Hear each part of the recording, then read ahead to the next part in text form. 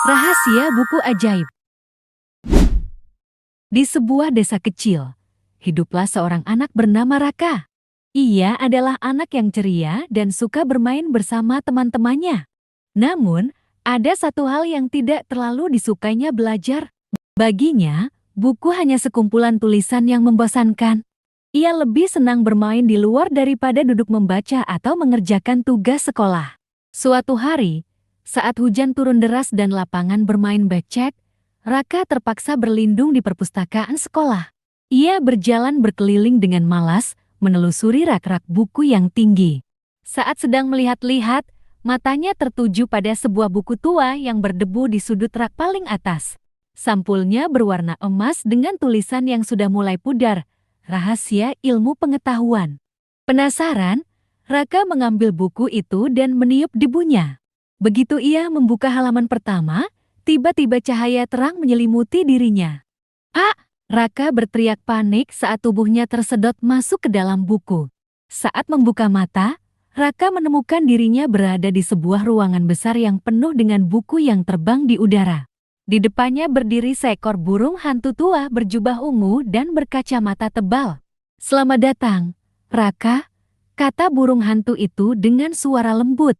"Aku Profesor Bobo, penjaga ilmu pengetahuan. Untuk bisa kembali ke dunia nyata, kau harus menyelesaikan 3 tantangan." Raka menelan ludah. "Apa yang harus aku lakukan?" tanyanya dengan ragu. Profesor Bobo tersenyum. "Kau harus menyelesaikan teka-teki dari dunia matematika, ilmu pengetahuan, dan sejarah. Jika kau berhasil, kau akan kembali ke dunia nyata dengan membawa ilmu yang luar biasa." Meskipun awalnya takut, Raka merasa tertantang. Ia tidak punya pilihan selain menerima tantangan itu.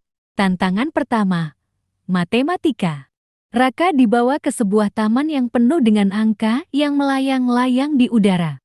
Di tengah taman, seekor kelinci putih bernama Nia menunggunya. "Halo, Raka, aku Nia, si ahli matematika. Jika kau bisa menjawab teka-teki ini, kau akan lolos ke tantangan berikutnya," kata Nia. Nia lalu memberi teka-teki. "Aku punya 5 wortel. Aku memberikan 2 kepada temanku. Berapa wortel yang tersisa?" Raka berpikir sejenak. "Itu mudah. 5 dikurangi 2 sama dengan 3. Jawabnya dengan yakin. "Benar," seru Nia. "Kau pintar, Raka. Sekarang lanjut ke tantangan berikutnya." Tantangan kedua, ilmu pengetahuan. Raka kemudian masuk ke dalam hutan hijau yang penuh dengan hewan-hewan berbicara. Di sana, ia bertemu dengan Didi si tupai yang membawa sebuah apel merah di tangannya. "Didi, apa tantanganmu?" tanya Raka. Didi tersenyum. "Tantanganku sederhana. Apel ini berasal dari pohon. Apa yang dibutuhkan pohon untuk tumbuh?" Raka mengingat pelajaran di sekolahnya. "Pohon butuh air, sinar matahari, dan tanah yang subur," katanya dengan penuh percaya diri. "Betul sekali, Raka.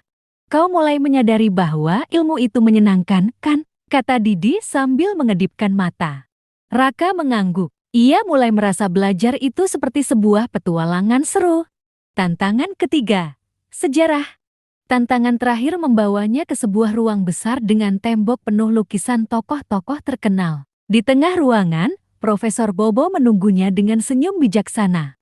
"Raka, pertanyaan terakhir. Siapakah pahlawan nasional yang memperjuangkan pendidikan untuk anak-anak Indonesia?" Raka berpikir sejenak, lalu wajahnya bersinar.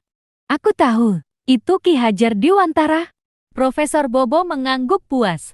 "Benar sekali, kau telah menyelesaikan semua tantangan. Sekarang, kau bisa kembali ke dunia nyata dengan membawa pelajaran berharga."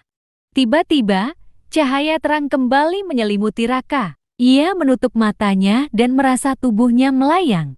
Ketika membuka matanya, Raka sudah kembali ke perpustakaan sekolah. Buku tua itu masih ada di tangannya, tetapi kini ia melihatnya dengan cara berbeda. Sejak hari itu, Raka tidak lagi menganggap belajar sebagai sesuatu yang membosankan. Ia mulai rajin membaca buku, mengerjakan tugas dengan semangat, dan bahkan membantu teman-temannya memahami pelajaran. Ia sadar bahwa ilmu pengetahuan adalah petualangan seru yang bisa membawanya kemana saja. Tamat.